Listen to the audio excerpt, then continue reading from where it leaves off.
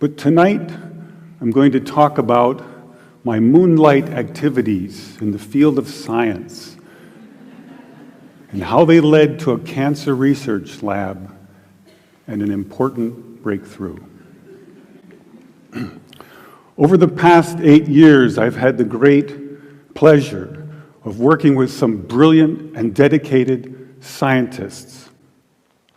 They were very open-minded, and we had a common dream that in the future, children would not have to suffer from cancer or from the terrible side effects of toxic drugs or radiation, because we believed there just had to be a better way. There had to be a better way, and we think we may have found it. I have here 2 identical tuning forks, both tuned to the note A, the note an orchestra tunes to. These forks are both made to vibrate 440 times per second.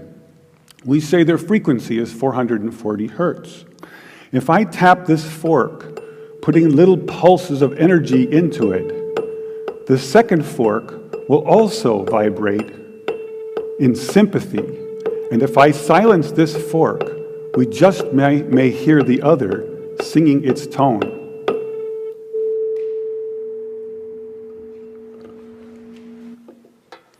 We say that I'm inducing a sympathetic resonant vibration in the second fork.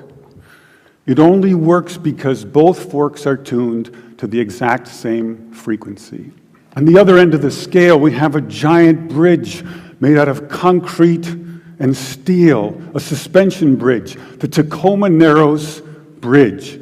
Cars and trucks and buses are going over it every day. And unfortunately, where they built this bridge, there was a steady wind blowing across it.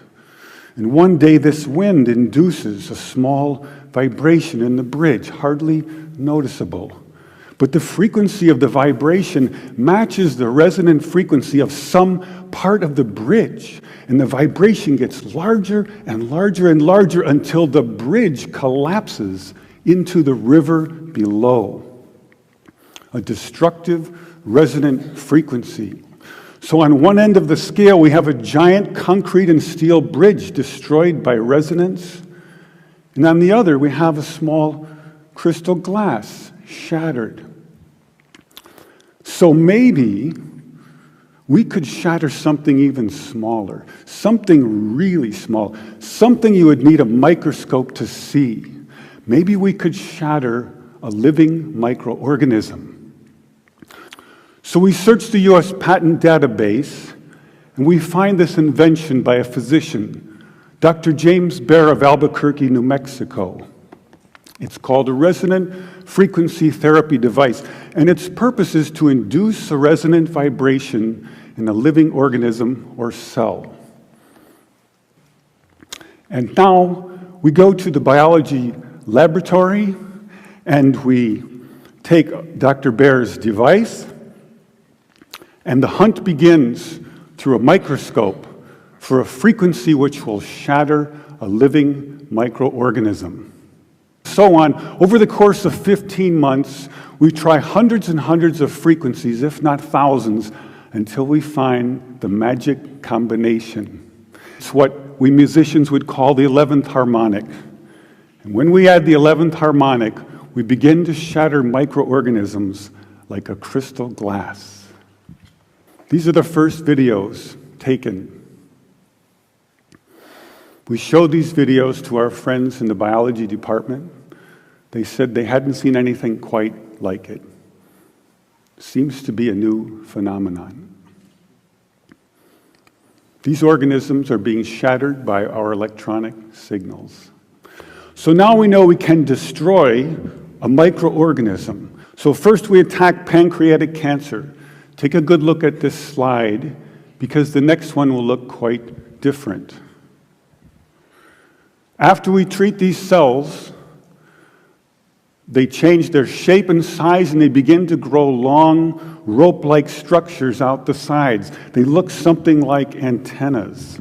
I call them bioantennas for biological antennas. It's as if the cancer cells are trying to tune in to our signal. It also turns out this is the beginning of a process of destruction for cancer cells. We now know that cancer is vulnerable between the frequencies of 100,000 hertz and 300,000 hertz. So now we attack leukemia cells. Leukemia cell number 1 tries to grow a copy of itself, but the new cell is shattered into dozens of fragments and scattered across the slide. Leukemia cell number 2 then hyperinflates and also dies. Leukemia cell number 3 then tries to make another cancer cell. The new cell is shattered and the original cell dies. Since I was a 17-year-old high school student with twin interests in both music and science, I never imagined the two would come together in a cancer research lab. I now believe that the future cancer treatment rooms for children will be a very different place. It will be a pleasant place where children gather and make new friends. They probably won't even know they're sick. They'll draw pictures, color in their books, play with their toys, all the while unaware that above them are beautiful blue, pinkish plasma lights emanating healing, pulsing electric fields, shattering their cancer painlessly and non-toxically, one cell at a time.